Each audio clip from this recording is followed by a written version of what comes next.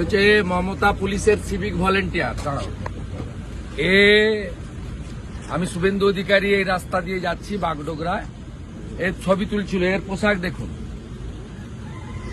Kolkata high court বলেছে civic volunteer শুধুমাত্র ট্রাফিকের ডিউটি করবে।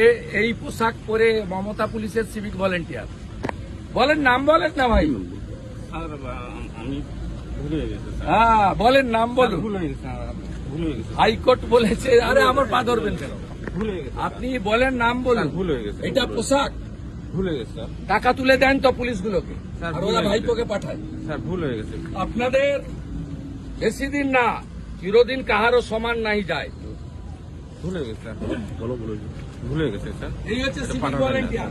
জল তোলো, আমি আর আইসির কাছে জমা করো, ভুলে গেছি। আর ভাইপোর কাছে পাঠাও।